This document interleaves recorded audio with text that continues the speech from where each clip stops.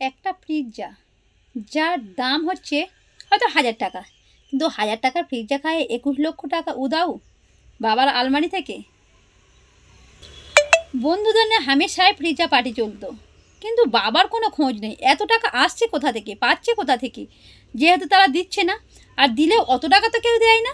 21 লক্ষ টাকা। হ্যাঁ বন্ধুরা, এমন একটা ভিডিও আপনাদের সাথে শেয়ার করতে এসেছি যা শুনলে অবাক হয়ে যাবে। তো চলুন ভিডিওটা দেখতে থাকুন। ঘটনাটি ঘটেছে কানলায়।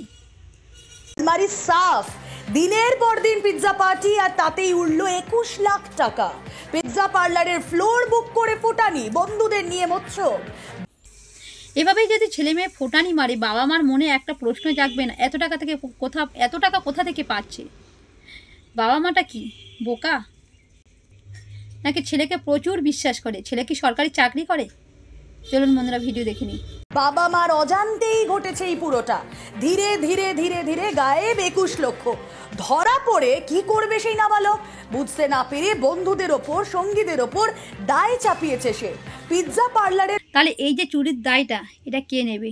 যে খাইয়েছে, যারা খেয়েছে, কারা নেবে? যে খাইয়েছে সে তো বন্ধুদের ওপর চাপ দিয়েছে। কার এমন বন্ধু আছে যে খাইয়ে আবার তার উপর চুরির বদনাম দিচ্ছে, তাও আবার 21 লক্ষ টাকা? মালিককেও জিজ্ঞাসাবাদ।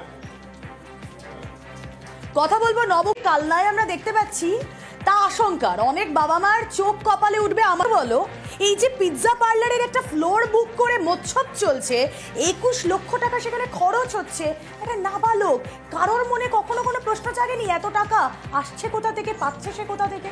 সেই একই কথা আমারও তো, বাবা মার কোনো প্রশ্নই জাগেনি এত টাকা পাচ্ছে কোথা থেকে। একদমই রুমেলা এই বিষয়টি, মানে গার্জেনরা এসে দাবি করে পিৎজা পার্লারের কাছে এসেছে রেগুলার বেসে তারা যে এই টাকা। ওরে বাবা, রেগুলার আসে এই পিৎজা পার্টি করতে বন্ধুদের নিয়ে? পরিমাণ নিয়ে আসছে, এক একটা ফ্লোর বুক করতে প্রায় 20,000 টাকা খরচা লাগে, এবং প্রায় দিনই সেখানে বার্থডে পার্টি হচ্ছে। একটা অবাক করা কাণ্ড। মনে হচ্ছে বাবার মনে হয় কোনো কারোবাজারি টাকা আছে। রেগুলার যদি 20,000 টাকা পিৎজা পার্টি করে, একটা প্লট ভাড়া করে, তাদের কি পড়বে? তাদের 6ষ্ঠ শ্রেণীর একটা ছাত্র রেগুলার 4-5 জন 10 জন বন্ধুকে নিয়ে পিৎজা পার্টি করছে। শুধু কি ওখানেই খরচা করছে, না আরও কোথাও খরচা করছে? ধরা পড়লো কিভাবে? আলমারি ছিল 25 লক্ষ টাকা, 21 লক্ষ টাকা খরচা করেছে ফেলেছে। এবং সেইখানে সে মাঝে মাঝে নয়, প্রায় প্রত্যেক দিনই সে আসতো কয়েক হাজার টাকা করে এরকম সে পিৎজার পেছনে 21 লক্ষ টাকা খরচা করেছে। বাবার কাছে হয়তো হাতের ময়লা, নইলে একটা ছেলে অত টাকা ওড়াচ্ছে, বাবা খোঁজ নিল না। ছেলেটির নেশা কী ছিল? পিৎজা খাওয়া, না বন্ধুদের নিয়ে আড্ডা মারা, না বাবার টাকা ওড়ানো? কি কারণ ছিল? চলুন কারণটা জানি। এত টাকা, এবং সে দিশাহীন হয়ে যেত, এবং এই টাকার পেছনে পাশাপাশি আশেপাশের বাড়ির সব লোকজনেরা তারা কি মদত দিয়েছিল কিনা সেই সব বিষয়ে তদন্ত করবে কালনা থানা পুলিশ। কারণ সে বাচ্চা জানাচ্ছে পাশাপাশি যে বন্ধুরা আছে বা বড় তার থেকে বয়োজ্যেষ্ঠ যারা আছে তারা ভয় দেখা টাকা দিয়েছিল, এবং সেই টাকা নিয়ে সে বিভিন্ন জায়গায় বিভিন্ন খাতে খরচা করেছে। তার বিভিন্ন অসংলগ্ন কথাও সেই বাড়ির এলাকার লোকজন এসে রীতিমতনভাবে তারা একটা উত্তেজনার সৃষ্টি হয়। কালনা থানা পুলিশ এসে সেখানে নিয়ন্ত্রণ করে। কিন্তু এত পরিমাণ টাকা, 21 লক্ষ টাকা, লকারে ছিল 25 লক্ষ, সে 25 লক্ষ টাকার মধ্যে 21 লক্ষ টাকা খরচা করেছে। সে কি পিৎজার পিছনে, নাকি আরও কোনো কিছু কারণ ছিল? আর কাদেরকে দিয়েছে? বন্ধুই কে ছিল? আর ওর বন্ধু কত বড় বন্ধু, চলুন সে খবরটা জেনে নিই। বাবার বয়সে কোনোদিন বন্ধু হয়? একদমই তাই। সেই বাচ্চা, তাদের যে কয়েকজন বন্ধু আছে তারা বন্ধু নয়, তার বাবার বয়সী এবং অনেক বড়, এবং তাদেরকে সে টাকা দিয়েছে। এবং কেউ পিৎজা পার্লারের মালিক যে আছে, মানে যে ম্যানেজার আছে, তাকে সেও একটা আইফোন গিফট চেয়েছিল।